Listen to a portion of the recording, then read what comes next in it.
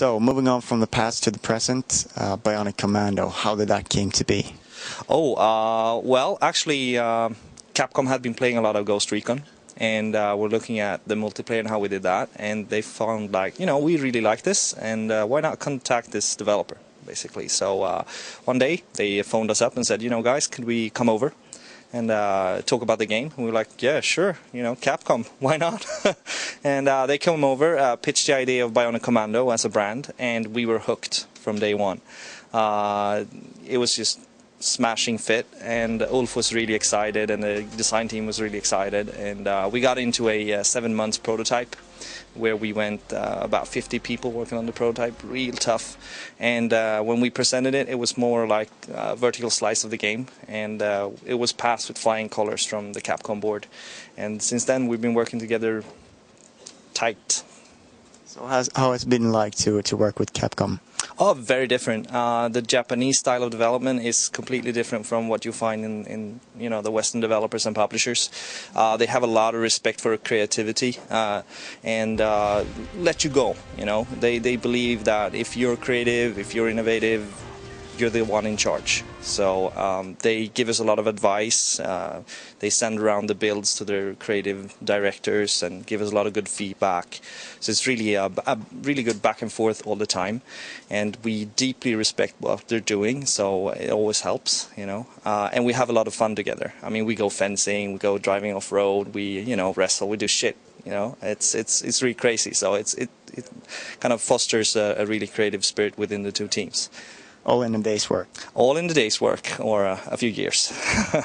So, how has the development been for Grin as a studio? Meanwhile, during the Ghost Recon years, and now with the Bionic Commando, you've grown a lot. Can you tell us about that? Yeah. I mean, we moved to PlayStation 3 to 360 and PC all in one swoop, and we've been growing like mushrooms. Bionic Commando really kicked it off for us. Ghost Recon was a fantastic start, but we were only focusing on Ghost Recon at the time.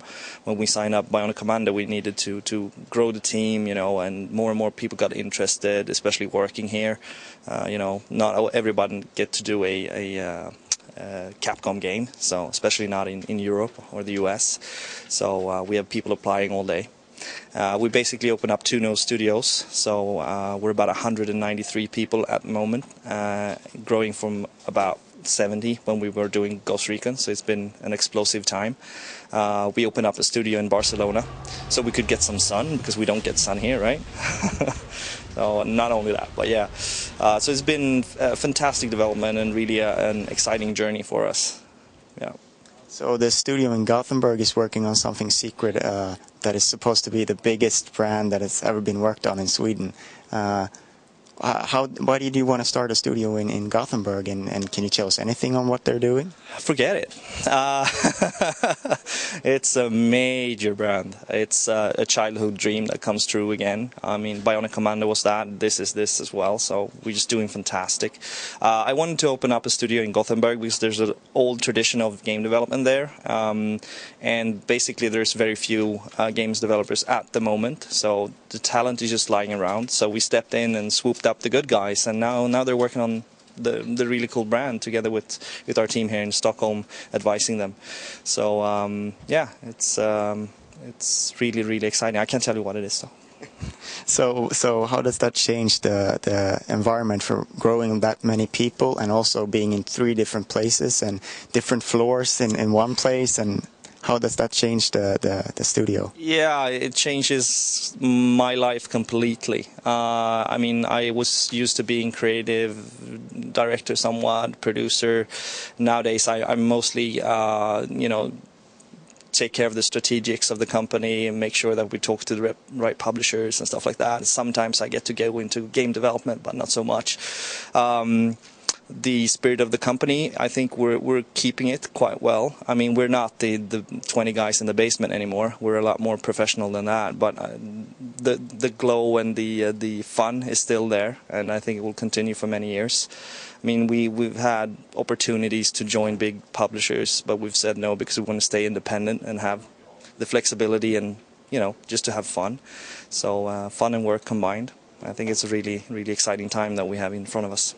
So you believe that there is like a future without any big publisher buying you out? Yeah, definitely. Yeah. I mean, we're doing good on our own, and all the publishers wants to work with us. So, you know, why sell yourself to one? Yeah. But a lot of people are doing just that. Greedy bastards. Yeah. No, I don't know. I mean, you sell out of two reasons. One, just to cash out, you know, and you're tired of what you're doing, or one, you have trouble with your company. So we have neither. So we can look forward to many more independent projects from Grin. Many more independent years, good products. Yeah, we'll have a lot of fun. Thank you very much for your time. No problem.